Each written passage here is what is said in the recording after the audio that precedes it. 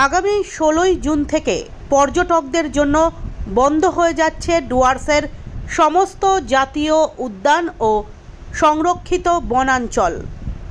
জলপাইগুড়ি জেলার অন্তর্গত গরুমারা, নেওড়া ভ্যালি, চাপড়ামারি, জলদাপাড়া, বক্সা সহ অন্যান্য বনাঞ্চলও থাকছে এই তালিকায়।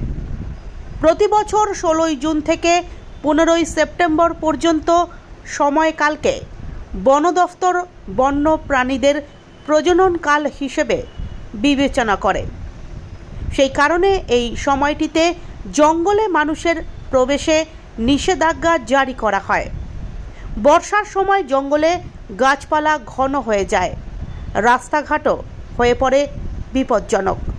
এছাড়াও বন্য প্রাণীদের নিরাপত্তা ও নিরবিচ্ছিন্ন জীবনচক্র বজায় রাখতে এই সিদ্ধান্ত নেওয়া হয়েছে। এই সময় জিপ সাফারি, হাতির পিঠে চড়া ও বন বাংলোয় রাত্রিযাপন সবই বন্ধ থাকবে।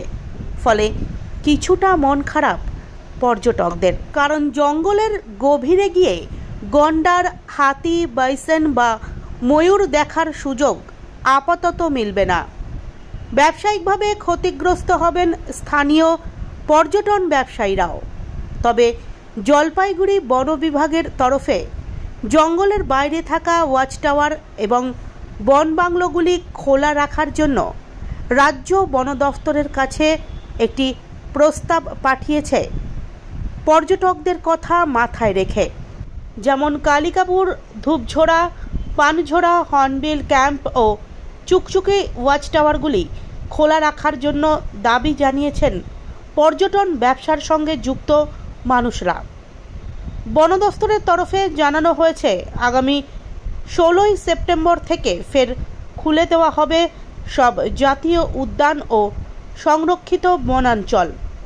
তখন থেকেই পর্যটকরা আবার উপভোগ করতে পারবেন ডুয়ার্সের জঙ্গল সৌন্দর্য ও বন্য প্রাণীর সমাগম। জঙ্গল 16ই জুন থেকে বন্ধ হয়ে যাচ্ছে, যেটা রেগুলার প্রতি বছর বন্ধ হয়, সেই সময় অনুসারেই বন্ধ হচ্ছে এবং 15ই সেপ্টেম্বর অবধি বন্ধ থাকবে। 16ই সেপ্টেম্বর থেকে আবার জঙ্গল খুলে যাবে পর্যটকদের জন্য আগের দিনে। এই কারণটা মেইনলি অ্যানিমাল মেটিং সিজন হিসেবে দেখা হয়। তাছাড়াও আমাদের বিভিন্ন যে বাৎসরিক প্ল্যান্টেশনের কাজগুলো এই সময় চলতে থাকে, তৃণভূমি বাড়ানোর কাজগুলো চলে। এছাড়াও রাস্তাঘাট কিছুটা বৃষ্টির জন্য ক্ষতিগ্রস্ত হয়, যার জন্য সমস্যা দেখা যায়, অনেক জায়গায় পৌঁছানো যায় না জলের জন্য। তো সব মিলিয়ে কম্বাইন্ড এফেক্টের জন্য জঙ্গলটা ওই সময় বন্ধ হয়। এই সময় আমাদের এখনও অবধি যে আমরা চিঠি পাঠিয়েছি, আশা করছি আমাদের জঙ্গলের গরুমারার বন্যপ্রাণ বন বিভাগে যে জঙ্গলের বাইরের যে কটেজগুলি আছে, যেগুলো আমাদের West Bengal corporation, forest corporation division থেকে বুকিং করা যায়, সেই কটেজগুলি খোলা থাকবে এবং পর্যটকরা সেখানে আসতে পারবে। পর্যটকদের জন্য আমাদের একটাই কথা হচ্ছে হলো, বেপরোয়া হবেন না, নিজের সাবধানতা নিজেই বজায় রাখবেন।